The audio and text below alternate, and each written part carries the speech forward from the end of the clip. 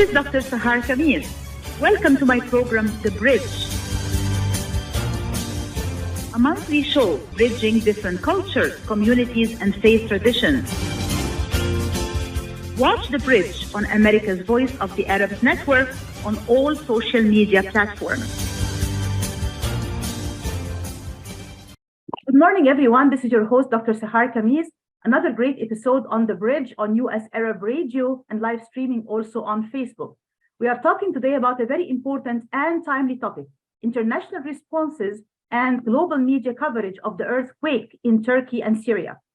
And with me this morning discussing this important and timely topic are Dr. Abdalmajid Katranji, who is a community leader, political analyst, and humanitarian worker. He is Syrian American. And I have also Ms. Arzu Geybulla. She's a freelance journalist based in Istanbul, Turkey. Welcome to the show, everyone. Thank you so much for joining us today. Thank you for having me. Thank you for having me. So really, first of all, of course, condolences to the people of Syria and Turkey on this horrible disaster, the earthquake, which really has been described as the disaster of the century because of the magnitude of the the damage, destruction, the lives that have been lost, the people who have been under the rubble.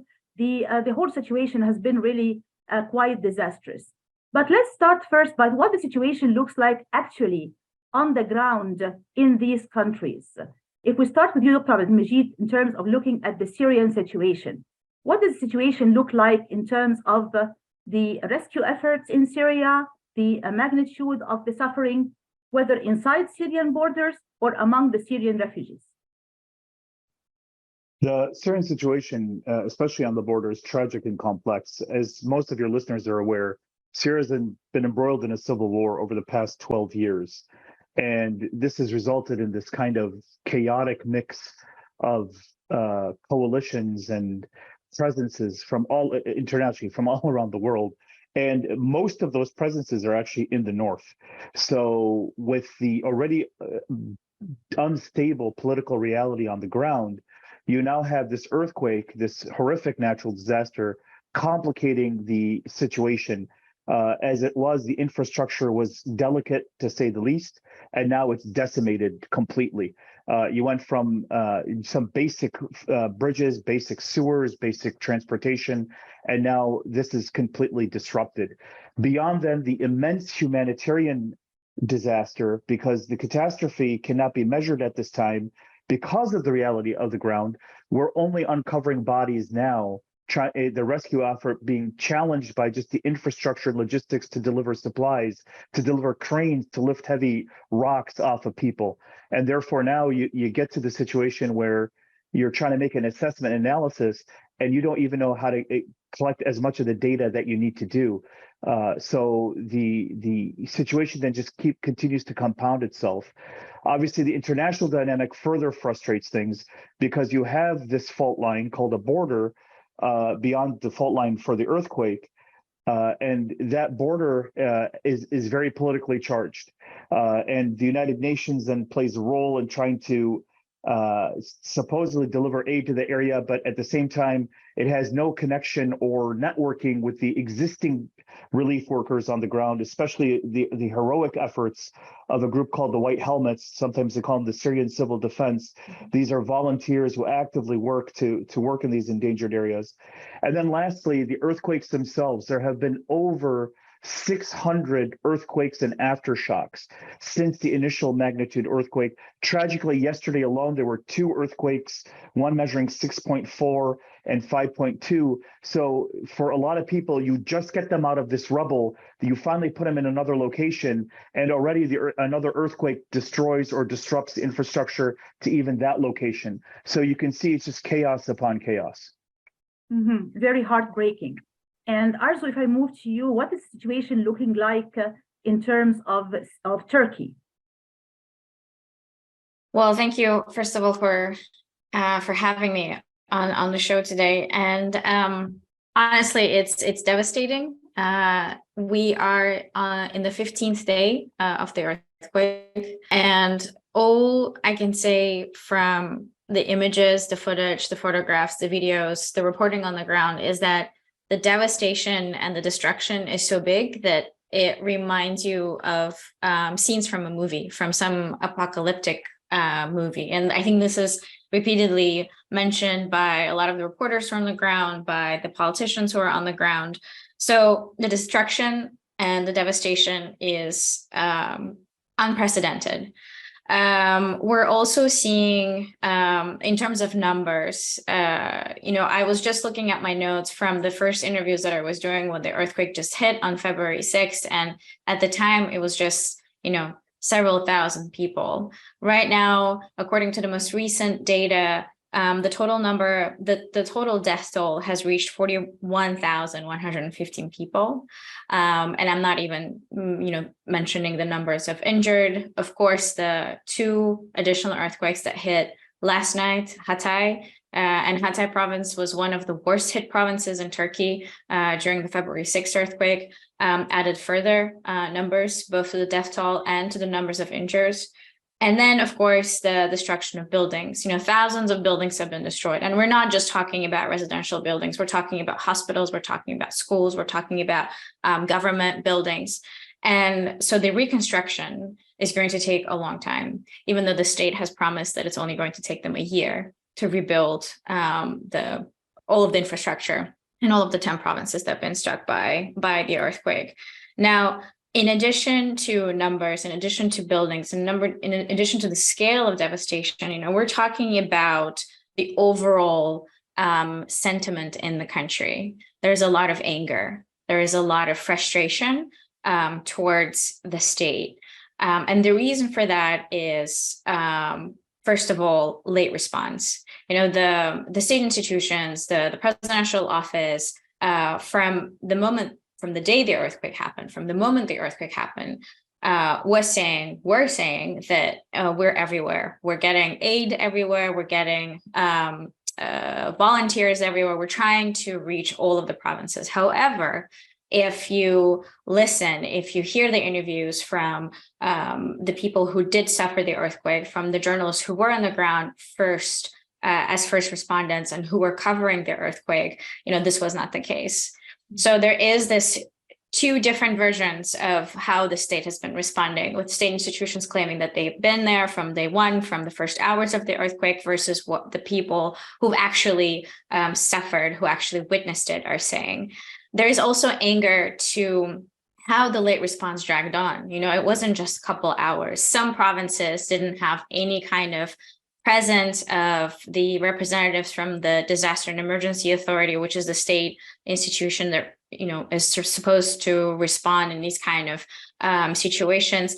That there were no people from these institutions, at least for the first 24 to 48 hours, which is the most important time frame whenever you have an earthquake, whenever you have a disaster, to intervene, to actually save people's lives. So there's also anger and resentment about that.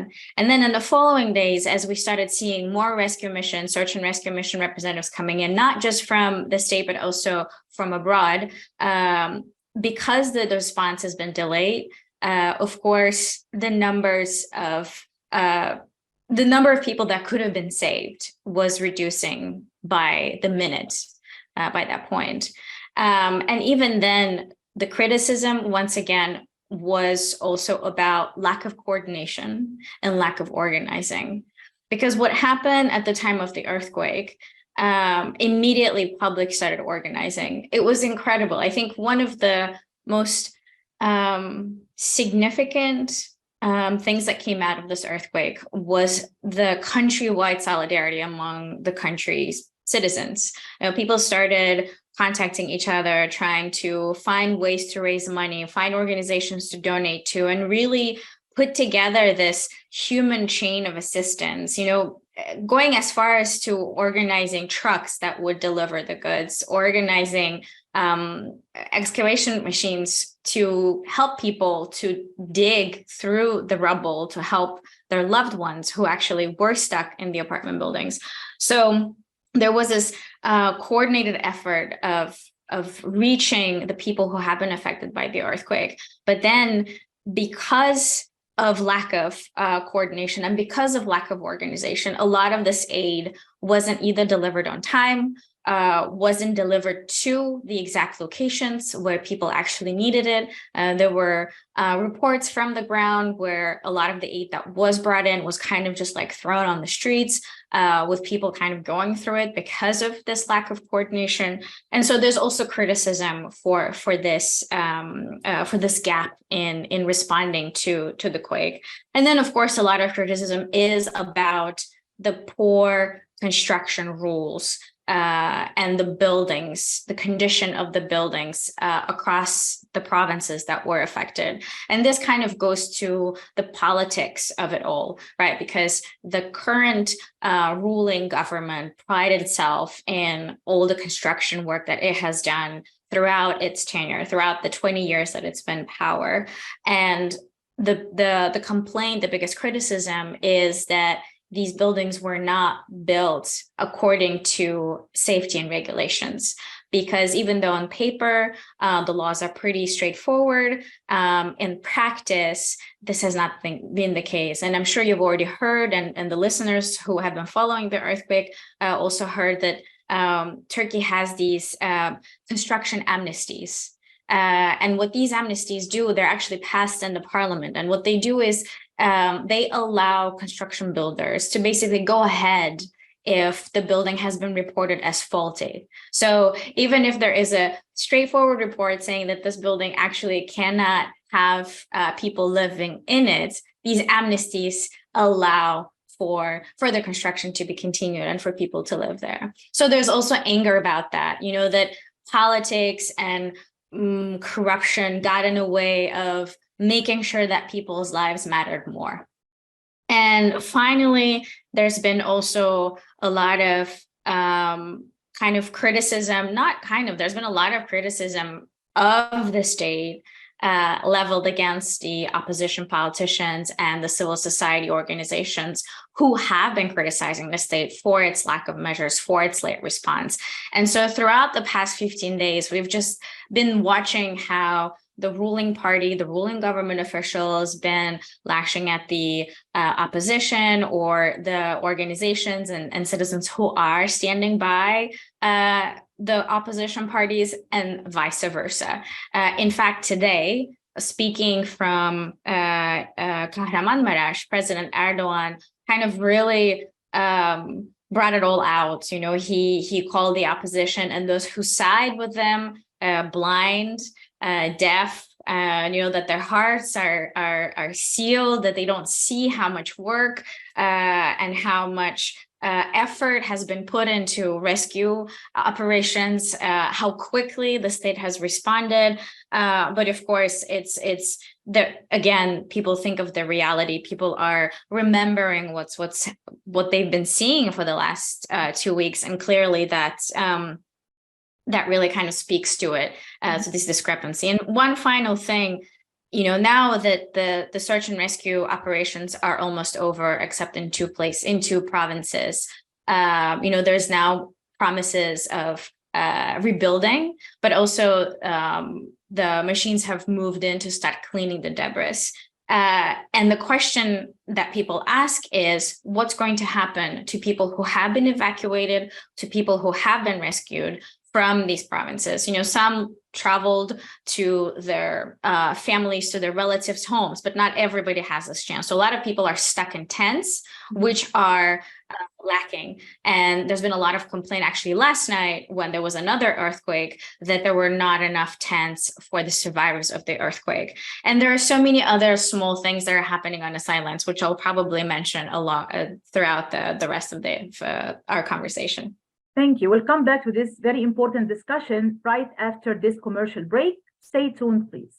When you're looking for the best in optical care, Dr. Imad Nakash is your doctor to see. With years of experience and thousands of successful procedures performed, you can trust your eyes to Dr. Imad Nakash. See Dr. Imad Nakash and his professional staff for your eye care needs. There's 2 locations to serve you. In Hazel Park, call 248-336-3937. 248-336-3937. In Rochester Hills, call 248-299-3937. That's 299-3937. Get ready for an amazing experience at Ishtar Restaurant on 15 Mile Road in Sterling Heights. Enjoy excellent hospitality from owners Ali Al-Baghdadi and Fatty Bonham, serving the best in Mediterranean food. Try Chef Ali Al-Baghdadi's famous shawarma, the best Iraqi grills and food, and the best Arabic and international dishes. Dine in our authentic atmosphere or take out. Call 586-698-2585 or check us out on Facebook. Ishtar Restaurant practices all CDC guidelines and is open every day 11 a.m. to 10 p.m. Have an amazing experience today at Ishtar Restaurant, 3625 15 Mile Road, Sterling Heights. At Top Rehab Physical Therapy Clinic in Dearborn, we provide effective physical therapy sessions in order to limit pain and discomfort. Top Rehab provides physical therapy care for any diagnosis prescribed by a physician, and we regularly see and treat conditions such as stroke, TMJ, fibromyalgia, sciatica, joint pain, and more. We use a variety of pain management methods, including modalities, soft tissue mobilization, and therapeutic exercise. If you're in need of physical rehabilitation or physical therapy, get the highest quality health care at Top Rehab. Most insurance is accepted, and we're open Monday, Wednesday, and Friday 8 to 6, Tuesday and Thursday 8 to 5, and Saturday 10 till 2. Call for an appointment today at 313-846-0555. That's 313-846-0555. Choose Top Rehab Physical Therapy Clinic on Michigan Avenue in Dearborn. Life's too short to be in pain. ArabNews.com, bringing you breaking news from across the Middle East and the latest on Arabs in America. Get inside the latest headlines with expert analysis and insights at ArabNews.com. Join over 5 million Facebook fans and over 10 million monthly readers. ArabNews.com, news that matters to you.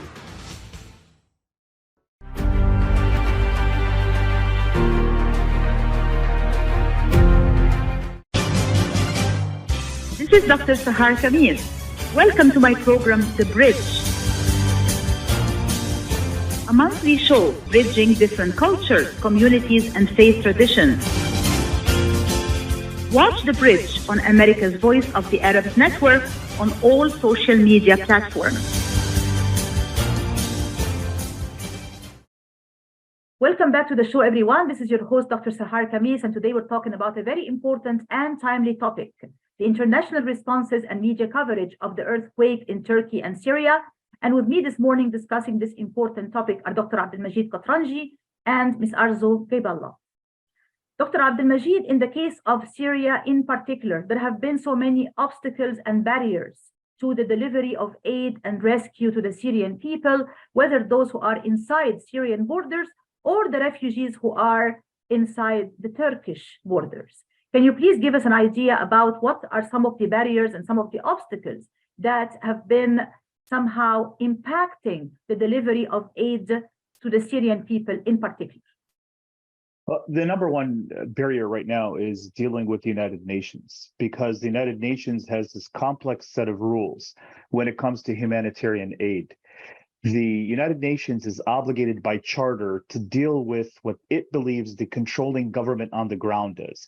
Now, over the past 12 years, we know the northern part of Syria has functioned autonomously or independently. So really, infrastructure from Damascus doesn't exist. And for instance, from Idlib to Al-Hasaka, this is covering the entirety of north, even Afrin and so many other cities. So the problem for the United Nations then is it's engaging the Assad regime to say, okay, can we do this? Can we do X, Y, and Z? Meanwhile, it's engaging the Turkish government, because the Turkish government obviously has its challenges on the ground from the Turkish side, but as well as the Turks being part of, or Turkey being part of the United Nations, has to honor the authority of the UN about the agreement on the border. And so what happens is that the heavy equipment, the heavy machinery, the infrastructure building and rescue materials that the United Nations has cannot be been delivered for several days, even up to 10 days, because of the border crossing challenges. So the Turkish government has permitted the borders to stay open. So individual efforts, much like Arzu described, community efforts, individuals, small organizations, although we're proud that we may deal in the 10 or 20 or $30 million support, right? But this is a massive undertaking. The area that's been impacted by this earthquake, both on the Turkish side and on the Syrian side, is the size of several small countries across the globe. This is not a small, this is not one or two cities, but hundreds of cities, towns, and bridges. So the United Nations has been the number one challenge because of its rule. And then obviously the challenge is the Assad regime as it exists right now in Damascus, having really no awareness and no compassion on what's going on in the north. As you know, the current president is actually in Oman, I believe, on some form of diplomatic engagement, whereas other presidents having a crisis such as this in their country would often remain in the country just to address their needs. Look at the Ukrainian president, Vladimir Zelensky, and his attempts to continue to hold together Ukraine, even though there are parts of Ukraine that are under the authority of the Russians. So that is a second. The last component here is a big challenge in infrastructure. As it was, this area has challenges with roads, with bridges, with dams, with support. This is areas that have been already traumatized by explosions, erosions, and the inability to maintain because of the lack of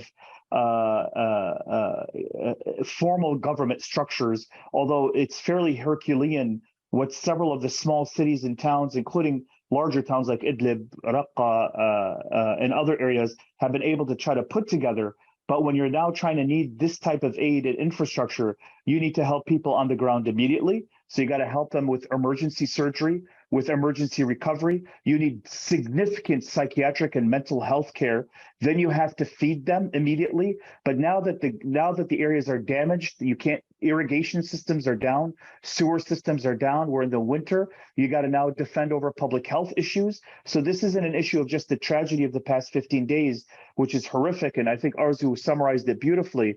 But now you move forward to now just literally almost nation building or state building, in which you got to reintroduce these things as quickly as possible. Otherwise, you're going to be dealing with hunger, with famine, with cholera, with public health disease. And that in of itself will then cause greater distress across the border, causing population migration that would then further stress both areas in an already unstable area.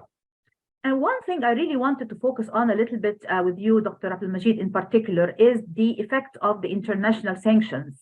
The sanctions on Syria may have actually made things a lot worse, especially for the Syrian people, in addition, of course, to all the things you mentioned and the civil war. So what are some of the actual impacts of the sanctions in particular on the Syrian situation? We've always believed sanctions don't work, right? These countries, they want to use the issue of sanctions as a political tool. The hard reality is if you read the law of sanctions, especially from the United States and other countries, when it comes to issues of infrastructure development, humanitarian aid, sanctions are not applied. Germany has been sending concrete to Syria to help rebuild parts of Homs, the areas of Aleppo. France has done the same. Medical supplies are there. Even Syrian television often touts what's available inside the country. So the cry about sanctions are typically targeted against individuals who other governments have believed are bad players or bad actors. But when it comes to the issues of humanitarian aid and humanitarian relief, a lot of those sanctions do not apply. Aid gets delivered, assistance gets delivered. So I find the argument of sanction is a distraction to the hard reality. And unfortunately, certain players who are hurting from the sanction, they can't get their millions of dollars or billions of dollars transferred from one bank to the next. And they're using that as an excuse in a humanitarian crisis. I think it's far more noble to start worrying about delivering humanitarian aid, and then they can discuss sanctions later. And as further proof of that, is that they have this argument even till today, but the United States suspension sanctions against Syria, I believe, for the next 90 days. So you have to realize that a lot of times this debate on sanctions is just a what we call in America a red herring, a distraction, something that really kind of misleads, because it's right now infrastructure and dealing with political realities to get the aid into the ground where it needs to go. These are the real challenges that really need to be faced and addressed. And Arzu, if I come to you with the question about the international response to the crisis in the case of Turkey in particular? How do you actually believe was the response of the international community? And do you think it was actually meeting the required expectations, taking into account the magnitude of this horrible disaster? Well, I think the international response has been very significant. I mean, more than 100 countries responded to Turkish plea for help.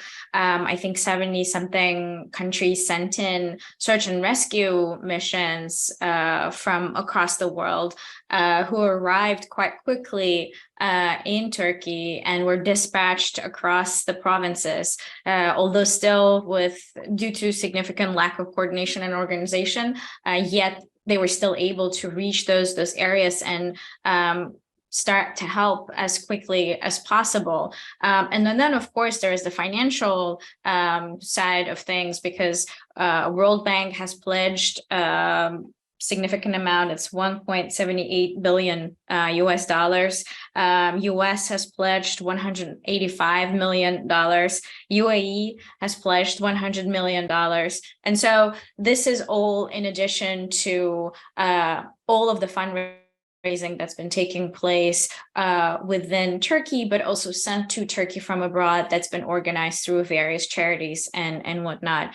And so I think that's, for me, the biggest difference. And from the start of the earthquake, as I was watching the aid that was coming into Turkey, and of course, observing what was happening in Syria, it was really heartbreaking to see how unequal it was, because here, of course, there were a lot of search and rescue missions. They didn't have any obstacles coming to the country. And the response was very quick, whereas in Syria, everything was delayed even longer, for a longer period of time. And that was really heartbreaking and devastating, especially when, what's been going on in Syria, especially in the areas that were hit by the earthquake.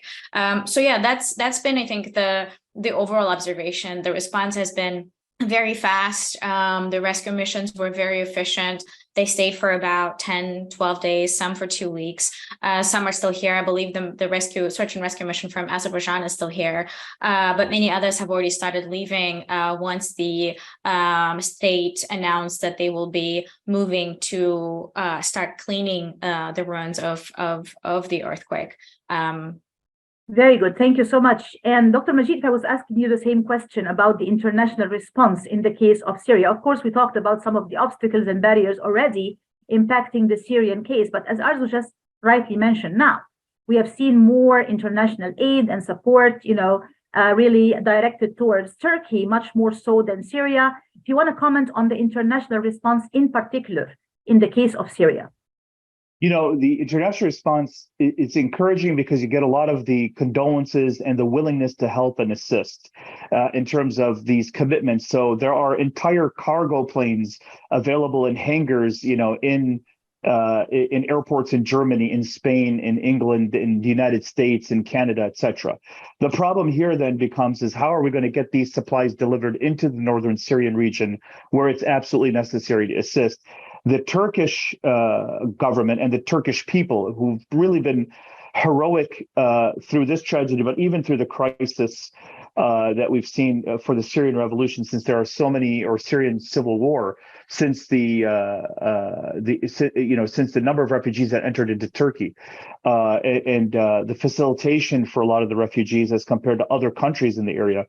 That has been the issue, right? That's basically been the only pipeline, and there's only 3 recognized entrances going into Bab al-Hawa, Bab al-Salam, and I can't remember the other Bab. Bab just means gate for our listeners. It means doorway or gate and things like that. So these are the 3 border crossings, when in reality there is actually several dozen border crossings. But because of the United Nations and this kind of agreement that it's created with the Assad regime, only 3 are allowed to be open. Only 3 are allowed to deliver this type of heavy equipment and material. And as Arzu just described to you, the areas already hit in southern Turkey is where these babs, these gateways exist already. So you already have challenges delivering to areas where the infrastructure, and at least there is a government, there is resources or development agencies that can get into, and you can see the challenges that Arzu described. Now imagine this compounded that once you cross the border, you will lose this, right? It's hard enough to deliver a big big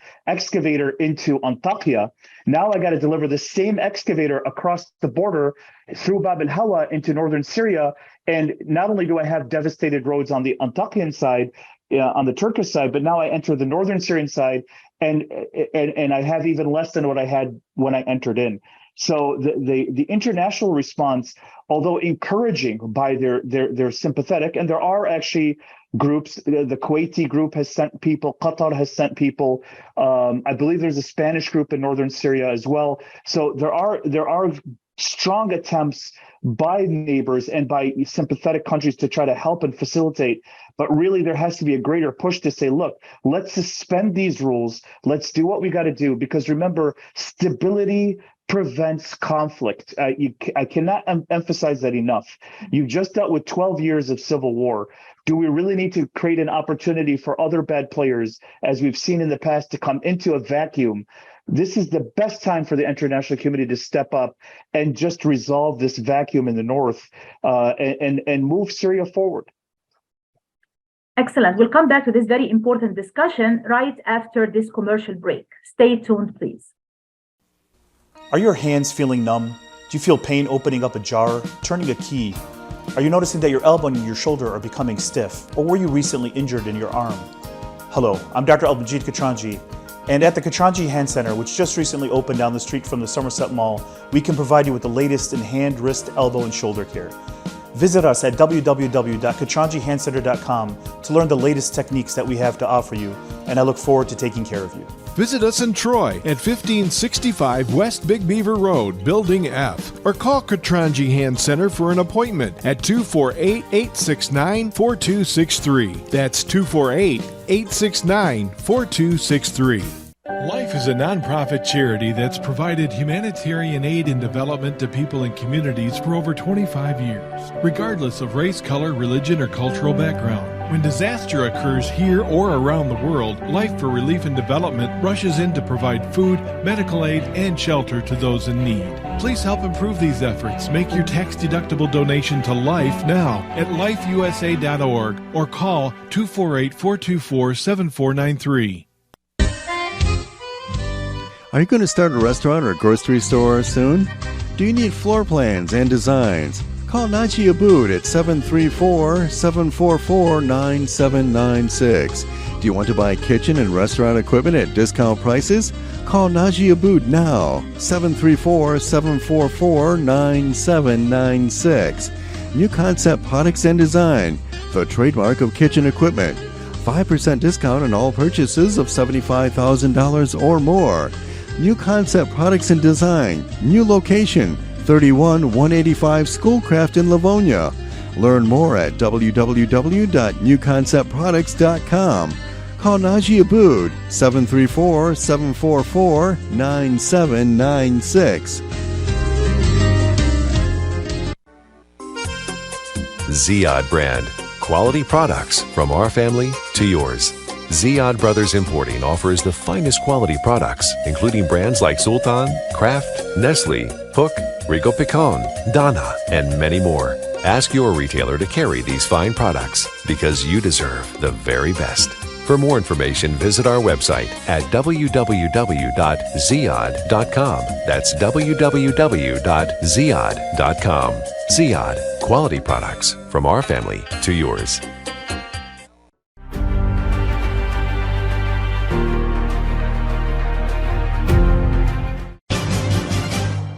This is Dr. Sahar Khamis.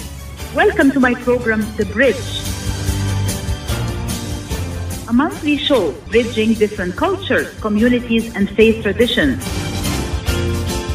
Watch The Bridge on America's Voice of the Arabs Network on all social media platforms.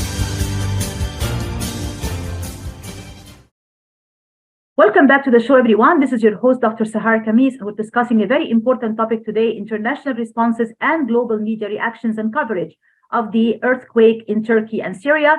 And with me this morning discussing this important and timely topic are Dr. Abdalmajid Katranji and Ms. Arzu Geybulla. Arzu, if I was to start with you about the international media coverage, we talked about the international responses and international reactions to the disasters that happened in Turkey and Syria. What about international media? And of course, You are a journalist and a writer yourself. How do you actually evaluate the international media coverage of this huge disaster?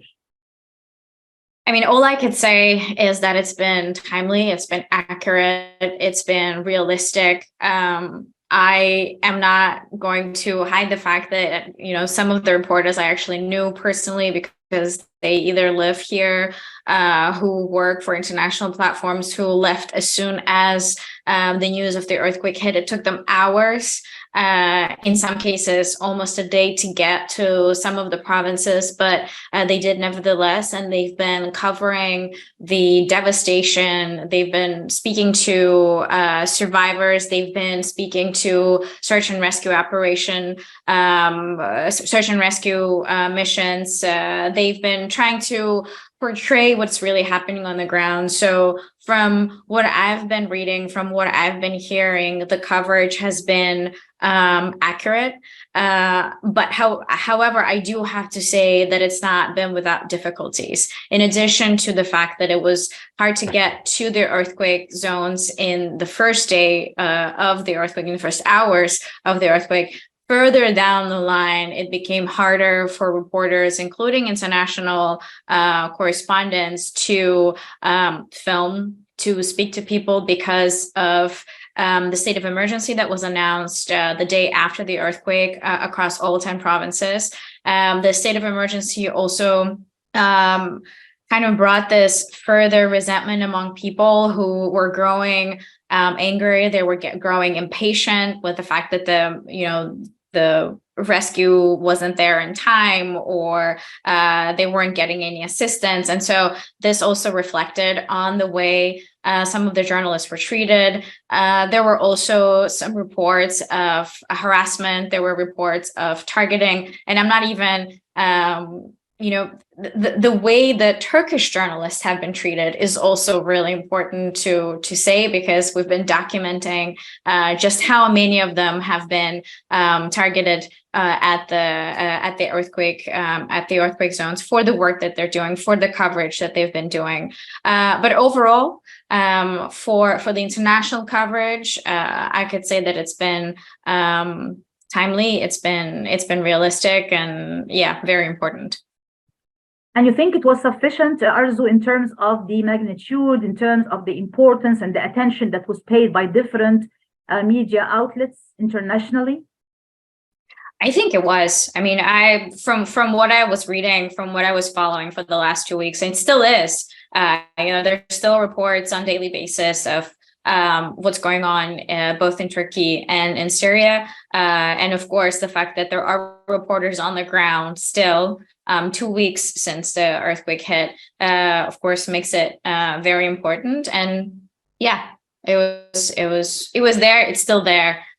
So decent coverage. Very good. Thank you. And Dr. Abdalmajid, if I come to you with the same question, are you satisfied with the magnitude, the quality and the quantity, let's put it this way, the quality and quantity of international media coverage of the disaster in general, and in the case of Syria in particular? What are your thoughts on that, please? I echo a lot of the sentiments that Arzu described. Obviously, she's an expert as a journalist, speaking just as somebody who's impacted, because you're looking at the media and how it's portraying. There's no question the effort to portray the crisis as it is, the horrific humanitarian situation, the tragedy, the loss of human life, and the scope of destruction has been outstanding. I think where it becomes very challenging then, as Arzu is mentioning, and we're seeing on the ground even in the north, how are you being able now to communicate the necessary political or social realities on the ground so that you can then facilitate further humanitarian relief? And then that really where it becomes challenging. In some cases, it's not necessarily the reporting by the news agency, but it becomes the dominance of certain trolls in social media that then create these disruptive statements that completely lose focus about the issue. And so that really becomes it's tragic, because you're doing something that's really compounding a tragedy. Let us help these people. Let's deliver the relief. I know people have their own public opinions, their own opinions. That this is not the time for election debate. This is not the time for who's right or wrong or who's criminally sanctionable, etc. Right now, the person that's buried alive, they want to be saved. That's the focus. The child that's homeless right now without a tent to sleep in, without a school to go to, without a place to use the bathroom, that's the focus. And so really we should encourage and support our journalists on the ground, just so that they can express the need regardless of the outside information, because again, stability promotes prosperity, and that would be the goal. And we need our media to be able to kind of do that, both in Turkey and in Syria. We talked before about the discrepancy and the differences between the international aid and the pace and the speed with which aid has been delivered in the case of Turkey versus Syria. When it comes to international media coverage, Dr. Abdalmajid, do you feel that there was some kind of equilibrium, equal attention, or do you feel that there was also some kind of gap or discrepancy between the way international media handled the crisis in Turkey versus Syria? No, in fairness, look, you can always criticize. And do I have like particulars? Yes. But is that the issue right now? No. For me, it took a day for people to get to Antakya from Istanbul, and that's within Turkey. It took another day to get into Bab al-Hawa. There's nothing you can do. There was no road. There was literally no road. There was no bridge. There was no, so sometimes you just have to step back and just accept. So overall, I've been impressed with the ability to get reports coming out of Syria. I've been impressed with reports coming out of Turkey. So from my perspective, could you say this, or I wish they did that? The only areas where I would encourage the media to pay attention is look at the organizations like White Helmets, like the Syrian American Medical Society and others that have been on the ground, because they can really kind of give you a feel of what's going on, on the ground level. And that's the only place where I would encourage, but not necessarily I'm criticizing. Very good. Thank you both for this very positive outlook. That's great. Arzu, if I could come to you with a question about the Charlie Hebdo cartoon. As we all know, Charlie Hebdo, of course, is this media outlet that has a controversial history when it comes to Islamophobia. It published before the controversial, cartoons on the Prophet and caused a big uproar. Now it really published this cartoon that's also causing an uproar because it was taken by many as insulting and humiliating. The cartoon, for those of you who did not see it, our listeners and viewers, really showed destruction inside Turkey. And then the comment was, there is no need to send military tanks now. So that was interpreted as insulting and offensive and hurtful to people's feelings. Is that freedom of speech and freedom of expression, Arzu, or that's really crossing the line into hate speech and Islamophobia and maybe inhumanity? I think cartoons, especially political cartoons, are a fine line. It's, as a journalist, I find it really hard to give you a very clear answer, like yes or no. We see political cartoons here and there during various crises. I mean, the same magazine did a cartoon during the earthquake in Italy, I believe. They drew the people like the spaghetti sticks or something like that.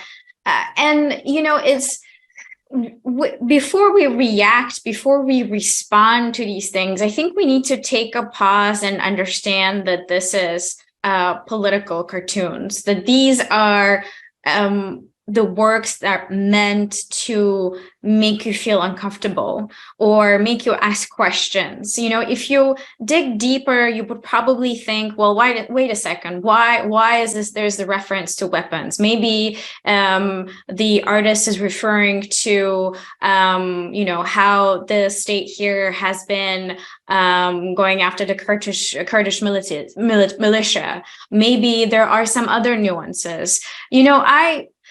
Again, like going back to what I said in the beginning, like it's really hard to say yes or no to these kind of things, and instead of focusing on a cartoon, I would rather actually focus on what's happening right now on the ground and channel my energy into something that I understand, something that I can make a difference, make an impact to, rather than, go after a cartoon or the artist behind it or the magazine itself and start criticizing them because, this is political cartoon.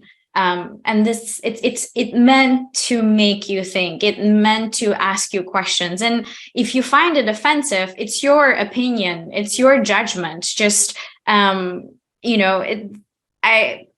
don't feel like it's so, it's a matter of such debate at this point in time when there's so much devastation on the ground that really we should focus on that. I respect your point of view, Arzu, although a lot of people felt that it was offensive and insulting, even people in the West, because they felt this is a huge humanitarian crisis described as the crisis of the century, as they say. More than 26 million people have been impacted in total between those who died and those who were displaced and those who were injured.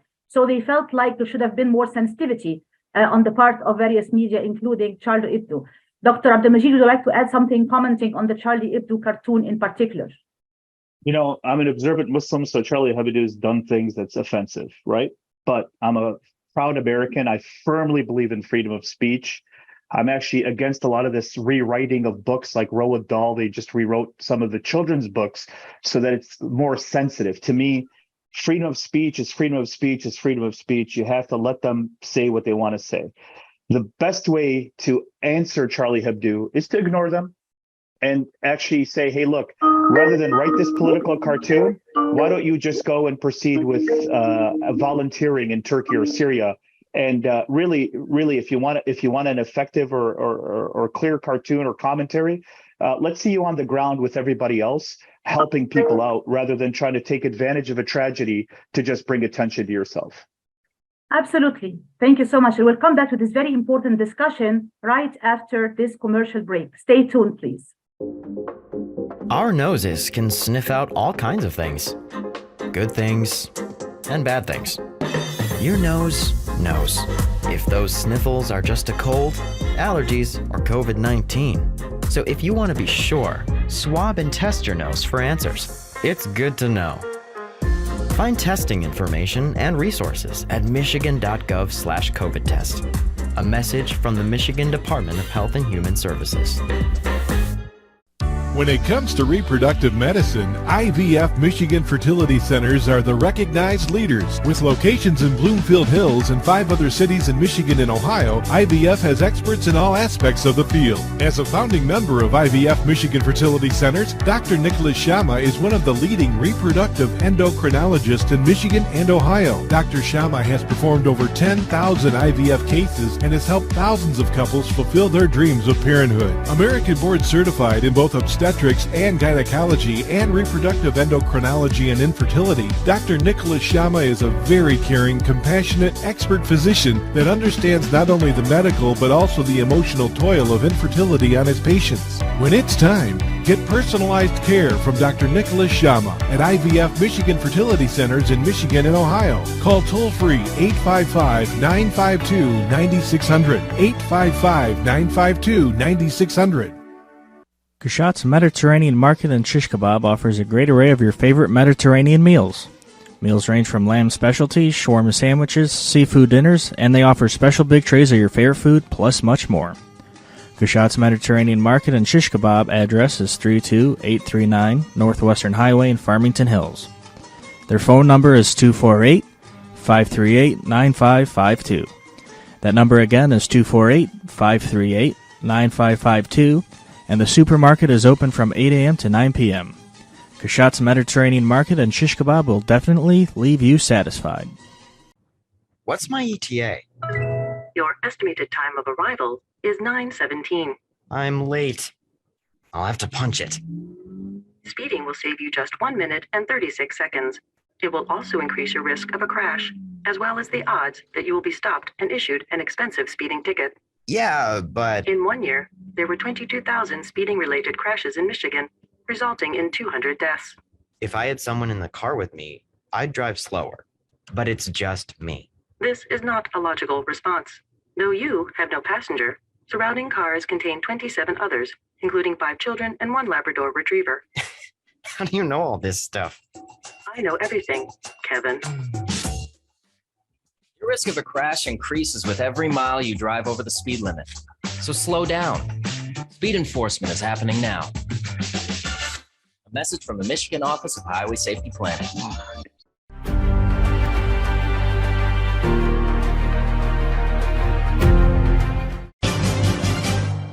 This is Dr. Sahar Khamis. Welcome to my program, The Bridge, a monthly show bridging different cultures, communities, and faith traditions. Watch The Bridge on America's Voice of the Arabs Network on all social media platforms. Welcome back to the show, everyone. This is your host, Dr. Sahar Khamis, and we're talking today about a very important and timely topic: international responses and global media coverage of the earthquake crisis in Turkey and Syria. And with me this morning discussing this important and timely topic are Dr. Abdalmajid Katranji and Ms. Arzu Geybulla. Now, Dr. Abdalmajid, I know that you've been a community leader involved in a lot of community work, a lot of rescue efforts, a lot of charity work. Can you please comment on some of the most trustworthy and credible organizations that people can donate to? I know a lot of people have been interested in engaging in charity work, in donations, but they don't know where to actually go in order to give this kind of help and this kind of support to the right places. Can you name a few organizations or certain charities that you believe are most credible and trustworthy, please? Yeah, so in brief, because the work on the Syrian side has been immense. And these are all organizations that have, if there's a couple of organizations that monitor the ethics of a charitable organization and the ability to deliver, and they all get high scores. And these are all organizations that have partnered with the United Nations, the European Union, and with the United States U.S. Aid and Development. If you go to www.arcssyria.org, which stands for the American Relief Coalition for Syria, that gives you a number of these organizations. I'd love to highlight the work of the Syria Forum, which actually was on the ground in Antakya and into Hatay and then into the north of Syria as soon as this crisis happened, and the Syrian American Medical Society that also was then there literally within minutes. There's also a group called the Syrian American Engineers Association.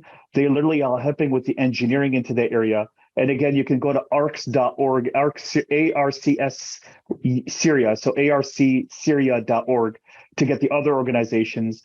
There's also the White Helmets.org, the White Helmets, which is the Syrian Civil Defense.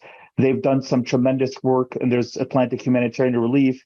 There's Rahma Relief. There's a lot of organizations. So I don't want to kind of get into a list, but these are the websites you can go to, and these are validated, legitimate organizations. There's also sister organizations on the Turkish side that can also be led and found in similar networks. Very good. Thank you so much for this useful information. I hope our listeners and viewers are taking note of that. And Arzu, I'll give you the last word briefly because we're running out of time. You can just name some of the organizations that are your favorites, the ones that you really believe are important and credible as places to give charity and aid. Sure. Well, for the U.S. audience, I would recommend the Turkish Philanthropy Funds. For the UK, for the audience in the UK, there is Turkey Mosaic Foundation. But then there are also a lot of local Turkey-based organizations, among them an organization called Ahbab, which collects money. There is an interesting initiative that's called Needs Map. They collect all the needs on their website, and then you can donate based on that.